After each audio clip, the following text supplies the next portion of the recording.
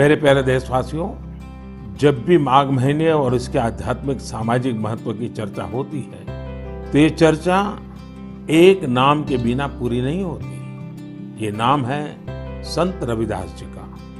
माघ पूर्णिमा के दिन ही संत रविदास जी की जयंती होती है। आज भी संत रविदास जी के शब्द, उनका ज्ञान हमारा पथ प्रदर्शन करता है। उन्होंने कहा था, एकई माटी के सब भांडे, सबका एको सृजनहार। रविदास व्यापई एकई घट भीतर, सबको एकई घड़े कुम्हार। हम सभी एक ही मिट्टी के बर्तन हैं, हम सभी को एक ने ही गढ़ा है। संत रविदास जी ने समाज में व्याप्त विकृतियों पर हमेशा खुलकर अपनी बात कही। उन्होंने इन विकृतियों को समाज के सामने रखा, उसे सुधारने की राह दिखाई। और तभी तो मीरा जी ने कहा था, गुरु मिलिया रैदास, दीनी ज्ञान की घुटकी।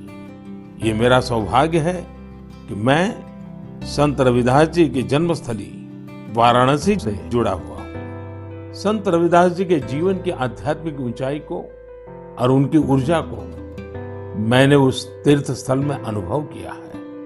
साथियों, रविदास जी कहते थे, करम बंधन में बंद रहियो, फल की नात जियो आस।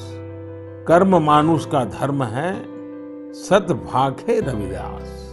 अर्थात हमें निरंतर अपना कर्म करते रहना चाहिए, फिर फल तो मिलेगा ही मिलेगा। यानी कर्म से सिद्धि तो होती ही होती है। हमारे युवाओं को एक और बात संत रविदास जी से जरूर सीखनी चाहिए। युवाओं को कोई भी काम करने के लिए खुद को पुराने तौर तरीकों में बांधना नहीं चाहिए। आप अपने जीवन को खुद ही तय करिए, अपने तौर तरीके भी खुद बनाइए और अपने लक्ष्य भी खुद ही तय करिए। अगर आपका विवेक, आपका आत्मविश्वास मजबूत है तो आपको दुनिया में किसी भी चीज से डरने की जरूरत नहीं है। मैं ऐसा इसलिए कहता हूँ क्योंकि कई बार हमारे युवा एक चली आ रही सोच के दबाव में वो काम नहीं कर पाते जो करना वाकई उन्हें पसंद होता है। इसलिए आपको कभी भी नया सोचने, नया करने में संकोच नहीं करना चाहिए। इसी तरह संत रविदास जी ने एक और महत्वपूर्ण संदेश दिया है। ये संदेश है अपने पैरों पर खड़ा होना। हम अपने सपनों के लिए किसी दूसरे पर निर्भर रहें, ये बिल्कुल ठीक नहीं है। जो जैसा है वैसा चलता रहे। रविदास जी कभी भी इसके पक्ष में नहीं थे।